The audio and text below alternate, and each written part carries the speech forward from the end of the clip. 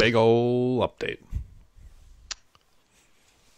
I find it ironic and so Microsoft that in the very week that they shipped their first major, in air quotes, update for Windows 11 that has nothing exciting in it at all, a couple of small features, right? They've released a new build to the Insider Preview that finally has a bunch of new features in it. This build is way more interesting than the thing they just shipped publicly. It's way more interesting. And actually, to you, it's maybe particularly pertinent because they're finally looking at the start menu a little bit. Yeah. And I don't know if you saw this. No, yeah, right.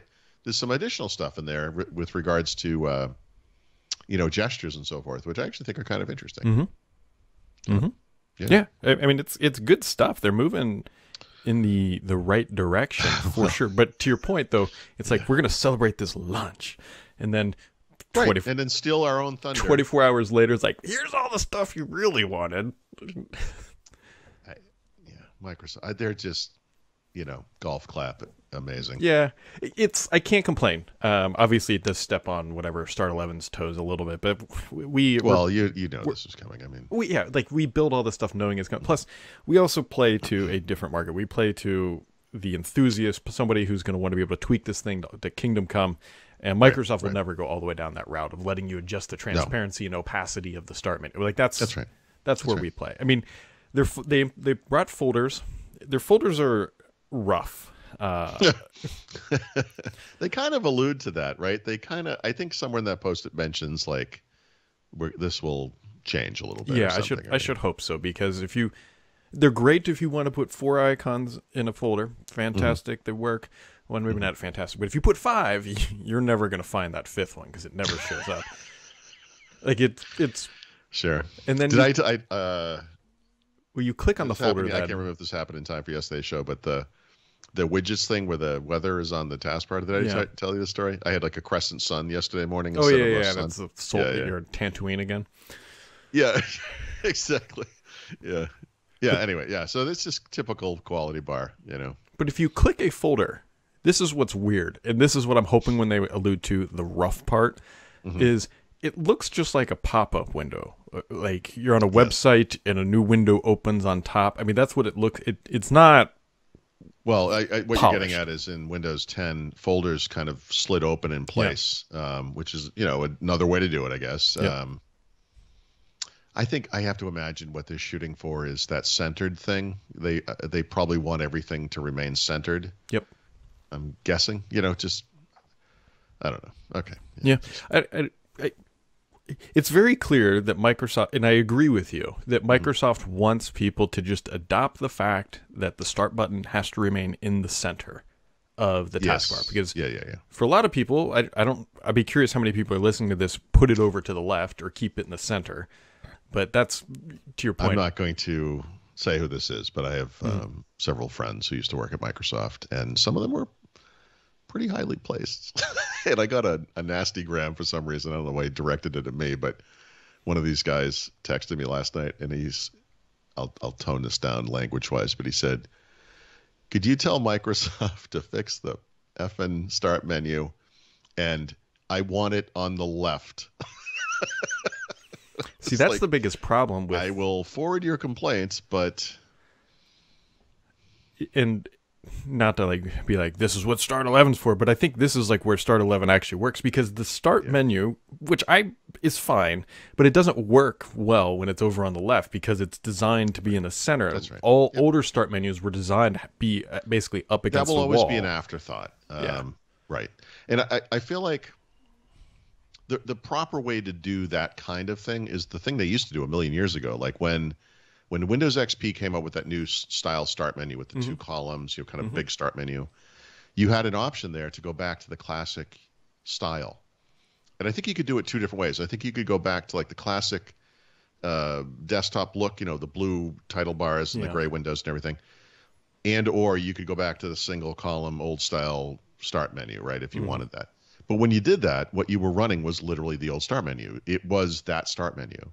And what they've done in Windows 11 is they've recreated the taskbar, they've recreated the start menu, and so they give you something that looks a little bit like the Windows 10 start menu, But what people really want is the Windows 10 Start menu, and that code is just not there, or they're not using it. They're not exposing it. Yeah. They're not exposing it, whatever the decision is. But what that means is this thing will never be the same. It's not the same, and they're never going to give it as much attention. And the use case they're always going to test for the most is the normal default that most people are going to use. Right. So if you do care to have it like it was, you can't actually get that experience. You can get part of it. I'll be curious to see if there's some grandiose vision about how they're going to evolve. I mean, it's clear that Microsoft is sticking with the center. They want you to be in the center. Yeah, and I don't mind that, but in all things, like one of those things, like I've always done, is you could try to think about people and their different needs, and you're reviewing it not for yourself usually, right? And yeah, I mean, and last night's text message notwithstanding, I mean, the understanding of course, some people are gonna want that thing the way it was, just like Windows 8 did this to a horrible effect. It was like there's no start button, there's no menu option in the beginning. And it's like eventually they woke up and, honestly, this is really paralleling what happened with Windows 8. It's just that at least the thing they created is good looking. Yes. And it's not so jarring. Like it doesn't feel like your whole universe flips when you open the start menu. There's still all the elements are in place, basically, generally speaking. The other thing that it's definitely new. I don't know if it was scooped or whatever, leaked or whatever, is I don't even know how you describe it. It's like a snap bar at the top middle of this display. So if you now grab a window and you drag it to the top, you get what you previously got when you hovered over the maximize icon.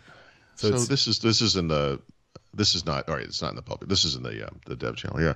So I actually kind of like that because it makes that more discoverable. Yeah. The addition of snap guides, I guess, the little pop-up that comes up on the restore maximize button is good.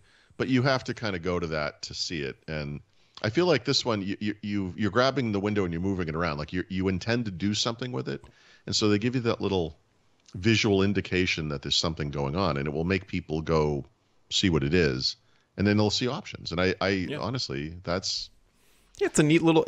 You may not use it. I don't know if I will use it, mostly because I use keyboard and mouse. That's right. Or not keyboard and mouse. Everybody is, but I use keyboard. Right. No, and that's fine because you, as we'll call it a power user, already know you're going there because you are going to snap it to the side or something, or you already know to do it. Like I think this is cool because it lets normal people know. It's also not to be cynical about every single thing that happens, but it's also very typical Microsoft. They throw out some UI. It's still not discoverable. Someone somewhere finally said, why don't you do this? And then they fixed it belatedly. And you're like, I guess we can applaud that. But you also should think, why wasn't this the way it was? Like, this is smart. I think it's called Snap Guides. Is that the right term? It's Snap Layouts and Snap. Snap your fingers. Assist. I don't know. It's before. Whatever it's called. Yeah. It's a good idea. It's a good, but it just wasn't super discoverable in the first iteration.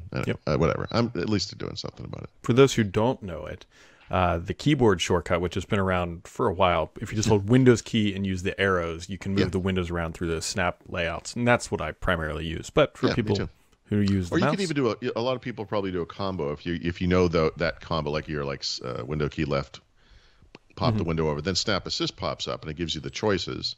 And I assume with a keyboard, it probably one is highlighted, so you can then use the arrow keys to choose one. But I bet a lot of people would then use the mouse to click on one of the windows and whatever.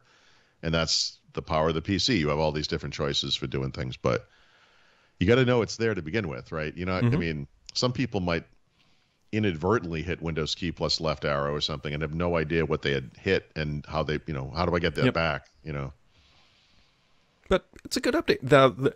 The big question, because Microsoft gave us these toys now, is when are they going to ship? Like, is this? Well, okay, so this raises a couple of issues. Like, there's Panos Panay said explicitly, we reserve the right to ship more features ahead of the next feature update. So some of these things could appear in May or June or something or whatever. I feel, and this is just an opinion, but I don't think they're going to ship new features throughout the year and then ship nothing in the next feature update is new. So there's going to be some selection of features that maybe dribble in over time, and then there'll be some features that they reserve for this feature update to make it seem like a big deal, right? And honestly, I think that this Snap stuff, I could see it. I could see it. Yeah, it just makes it. So then the question becomes like, what is the fall update or whatever? Because we know that Microsoft, if they're going to ship a fall update, September, October, they got to be done with this thing about June, something like that. Well, and there's your 3 months. I mean, 5 months, whatever, 4 months, whatever that is. I mean, yeah, I don't know. You don't know what you're going to get. It's a box of chocolates, you know. Yeah. This could be the only major update we see in the insider chain. We could get a bunch of small stuff from here on out. We could have 2 or 3 more of these things. Who knows? Like there's literally, they did kind of come out and say that they intended to experiment more. They did say that. And maybe that's an indication we're going to see some more interesting stuff in the dev channel in the coming weeks and months. I don't know. Yeah. I mean, other than that, here's the one thing I was thinking about this last night. I was trying to go to bed because that's what I do in my trying to go sleep time, is the one thing that is really annoying about this, and we are guilty of it, everybody's guilty of it, especially on the Apple side, is this isn't new. This is Microsoft took away stuff and then gave it back to us, and we're like, good job. Like Apple did the same thing with the MacBook. They took away all the ports, they gave them back, and we're like, good job. Like it's like I hate the idea of let's reward the companies for doing the things that they shouldn't have done in the first place. Instead of wondering why it took so long or why. Yeah. Well, I still feel the same about Windows 11. I feel like the release timeframe was arbitrary. Yep. It didn't help matters at all. There was no reason for it. And they could have shipped that thing mid this year, and it would have been in the state maybe it should have been in for 1.0, right? Yep. I know I keep mentioning this, but in chronicling the history of Windows, I can tell you, there is no such thing as a version of Windows, a major new version of Windows that saw 3 months of public development time. That has never happened, ever. Windows XP Service Pack 1 was tested for like 4 times as long as that thing. I mean, like, it's not even close. Service Pack 2, I'm sorry. I don't, there's just nothing, and I know some apologist or someone who works for Microsoft will say, but that just shows you how agile we are. And it's like, no. Agile isn't coming in and breaking things and giving us less. That's not agile, you know. And but it also, I think, kind of highlights how unimportant Windows is to the wider organization. I mean, anyone with any credibility or sense of responsibility would never have allowed that to happen. And by the way, it's not a disaster. I'm not trying to exaggerate the situation. It's not a disaster, but it just speaks to how little oversight occurs now. Plus, they can't help themselves. They promote all this stuff in June, and then they deliver 40% of it when they ship the product 3 months later. So now I've got a stupid little microphone button in my taskbar because we're doing a Teams call, and this is the only app that can even make that thing work. And they showed that thing off in June, and it's just a stupid little feature. This thing wasn't ready for October. Here's crazy. Here's my other theory, based on nothing other than prior logic. Yep. So we'll just call them fast updates with UI changes and other elements, which in the business world would be disastrous. People would want to block them. They'd want nothing to do with this. My gut says that Microsoft knows no corporations are running Windows 11 right now. Nobody is, and nobody's going to be running it for. So they have this time frame they can get so in. We've got at least a year, maybe 2 years, where we can just ram a whole bunch of UI stuff down the throats, get it stable, get it set up, and then by the time businesses are adopting it, which is where we make our money, we'll be fine. Yeah. So I think that makes tons of sense. I was saying to Mary Jo yesterday, like I don't know this for a fact, but this update we got this week, not the dev one, but the public one, was delivered as what we call a C-week update, which is typically reserved for previews of coming updates. And I don't know. I'm just so far removed from the corporate world now, but obviously they have controls if you're managing updates for your users through WSUS or whatever you're using these days, Intune, System Center, whatever. You must have the option to delay updates or just deny those updates for some amount of time.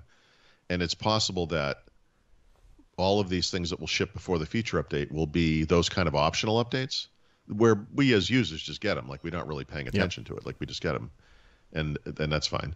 And when the feature update comes, then they're bundled in. It's a cumulative update, obviously. And you can do that on your own schedule. Obviously, that's part of the support lifecycle. But, I mean, I think, though, I still think that's true without really knowing a lot about it. But I think what you just said, it kind of puts the exclamation point on it, because yeah, what corporation would be running Windows 11 right now? Like big company. Yeah. If it's a small company like the ones we work for or whatever, well, your company's probably bigger than mine, but whatever,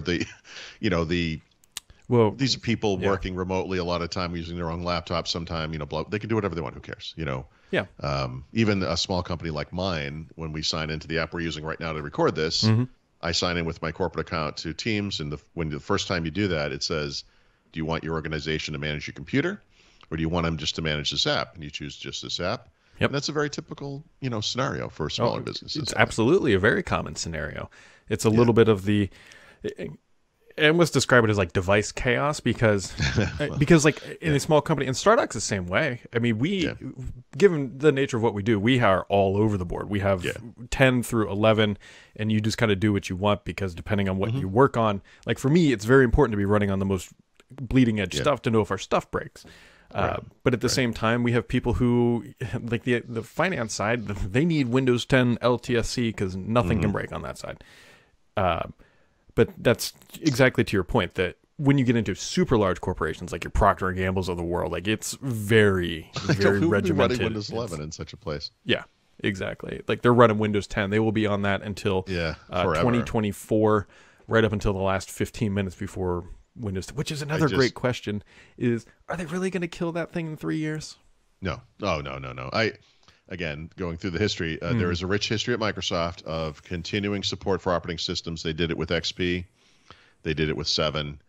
They're absolutely going to do it with 10. There's no doubt about it. And you'll have to pay for it, et cetera, et cetera. But they're already paying for it. Like this is, there's no doubt. There is no doubt. Because previous, and this is broad generalizations. Previously, Microsoft would ship out a major update every 3-ish years, something like that, around ballparking that, which means you had roughly, we'll say generously, 5 to 6 years to migrate off of it. This time around, you've got 4, maybe 4. That's right. It's too soon. Yeah, it is. Well, they put themselves in their own hole by doing what they did with Windows 10, where they're like, we're going to support this for the lifetime of the device, and never explain what that even meant. And then, they're shipping a new version this fall, or shipped a new version last fall. Yeah. So, update, no, there's no way. And that's how they can describe it. They're like, look, we've heard back from our corporate customers, blah, blah, blah. Yeah. Obviously you did. Nobody wants to upgrade. So nobody wants to spend the money to tell a user that thing in the bottom left is no longer their start menu. Because IT's going to get... Please stop clicking the weather. It's like, I was looking for a document, and now I know it's raining. That's the... Hello, Siri. Is it raining?